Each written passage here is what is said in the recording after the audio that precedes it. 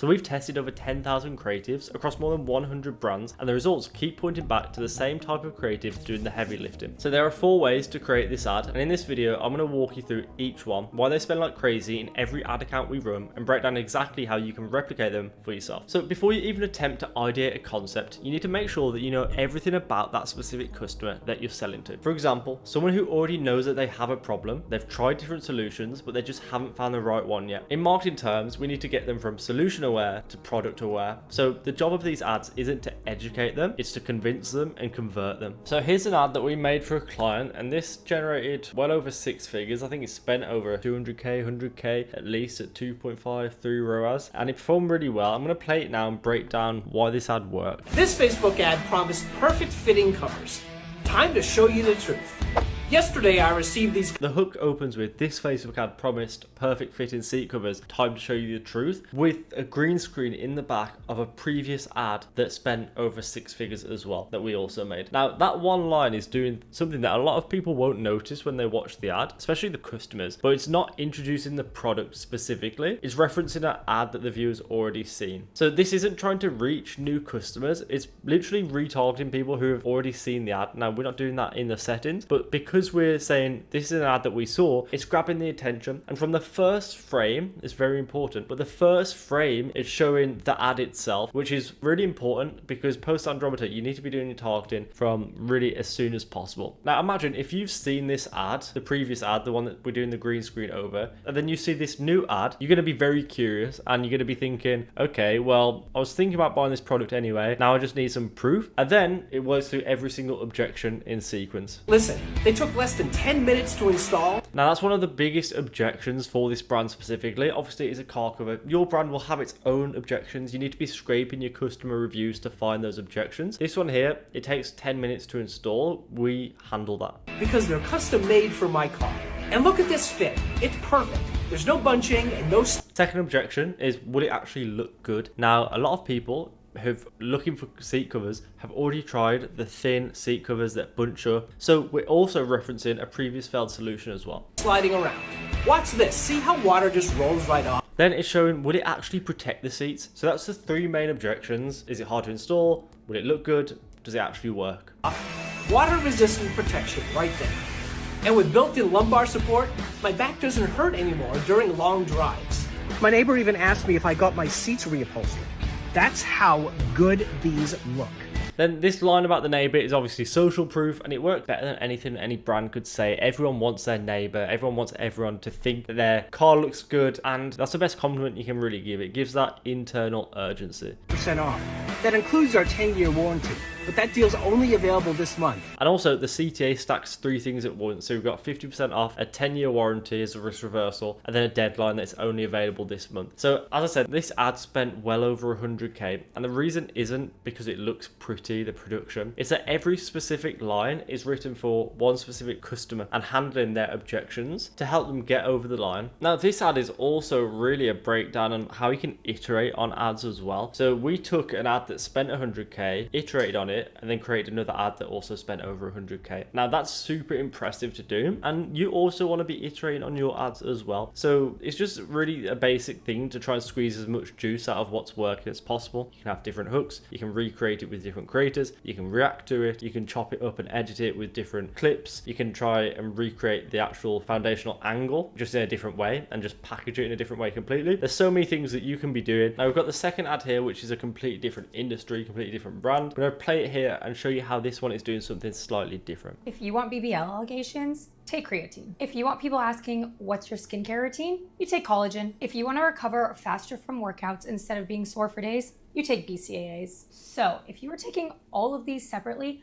that would probably cost you over $200 a month. So forget all of them. Just after the first 20 seconds or so, you can see that this is a different approach. It's not retargeting someone who's seen the brand or who's seen the ad before. This is really meeting someone who knows exactly what they want. They are aware of different solutions, but they just haven't found the right product yet, or they've tried other products in the past and it didn't work. Because every person watching this already knows that those supplements work. I think everyone in the world knows that. This just confirms what they already believe, but then introduces a problem that they might not have thought about, and also a new solution. So by all three separately cost over $200 a month. Product isn't positioned as something new because it's positioned as a logical conclusion of what the viewer already wanted to do. Then it handles the objections as well. For the recovery. And it tastes just like pink lemonade. And as you can see here, there are no chunks and it mixes perfectly. Again, they're huge objections for this industry as a whole, but also for this one specifically, it's what all customers were saying. Does it taste bad? Does it actually mix properly as well? I love taking this every single day, and it's gonna have you looking right. It is no surprise that over 30,000 women are already using it. Then it added social proof by showing that 30,000 women are already using it. So what this ad never does, it never tries to convince you that creatine, collagen,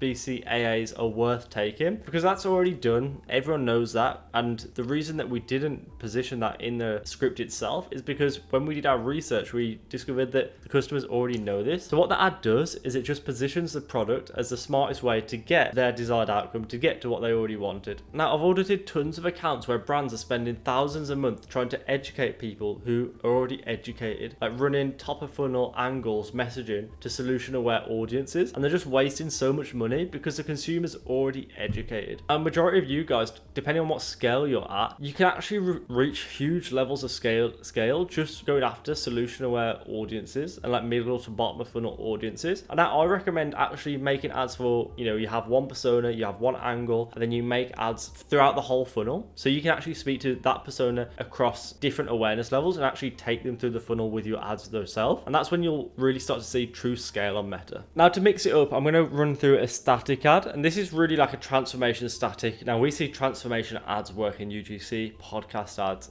static ads like the one that you see here. So obviously this is a static ad and it has the same principle as the other. Day 1, talking about constant heartburn, acid reflux, indigestion, and then day 21 we've got the benefits as well. Now, to give you context on the customer research that we found here, we found that the customers buying already know exactly what acid reflux feels like, so they don't need to be told that they have a problem. They need to be shown exactly what their life looks like if they were to solve that. So we're really just resonating with day 1, and then we're showing them the desired outcome at day 21, and that's where they want to get to, and the product is what's going to take them there. Now, the visual cues obviously grab the attention as well. Bright colors work really well. Now, this purple border wasn't actually on the ad, by the way. That was just being added on after when I was taking the screenshot. So there's no education or explanation of how the ingredients actually work. The right image in front of the right person at the right moment is what works here, and this one spent about 16k so far. So yeah, super low. It's only just been launched, but we've seen really high ROAS, and it's really just like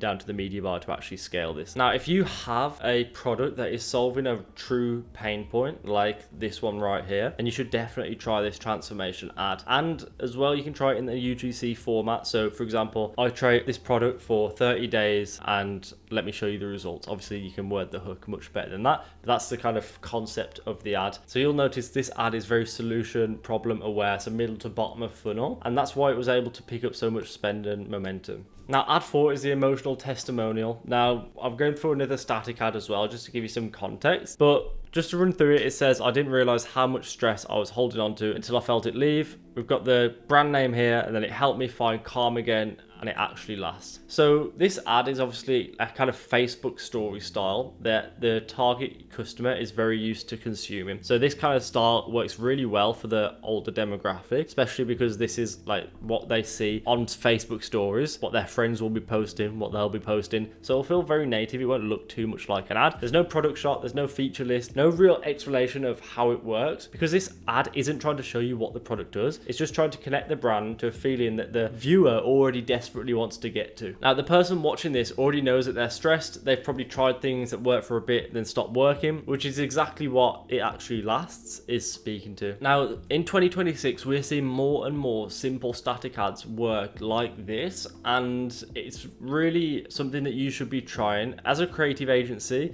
it's very easy to create ads like this, so we don't want to be doing too much of it because we just tell the client, make something like that. It's quick and easy. However, we're seeing great results with it. Native ads and almost ads with literally no text on at all, just showing the product, which is super interesting to see. Obviously, the landing page has a lot more work to do, but this is obviously very much problem aware, solution aware, and they might actually, be a little bit of retargeting in here by Meta, and that's why it works so well. Now, a lot of clients will see this and they'll want to add a product photo, they'll want to add more details, and That's completely normal, but honestly, test some styles like this and I guarantee you'll see success. So the pattern between these, we had 4 completely different products, 4 completely different looking ads, but the same thing underneath all of them. Everyone knows who it's talking to, assumes the viewer already understands their problem, and is therefore focused on removing whatever is stopping that person from buying rather than explaining why the product exists, their pain points, and really educating them. But it's not actually the creative quality that gets an ad to scale to this level of spend. It's not the hook, it's not the format, it's not even the production either. Now, it's what was done before this, so the actual process of understanding where the customer is at in their decision-making process and building everything around that specific moment. So we took a health and wellness brand from 500k to $1 million a month in Meta ad spend, and the biggest thing that changed wasn't the offer, the product, or the targeting, it was this. So if you're watching this and your ad account isn't working at the minute, the first question worth asking isn't what ads I should make, it's who am I actually talking to and what do they already believe. And if you want my team to do this for your brand, the link in the description is how you book a free call. We'll go through your ad account, show you which awareness levels you're missing, and tell you what you should do first. And if you want to see how we build this type of creative from the ground up, the research, the angle, the brief, all the way through to a complete package, I'll walk through that entire process live in this video.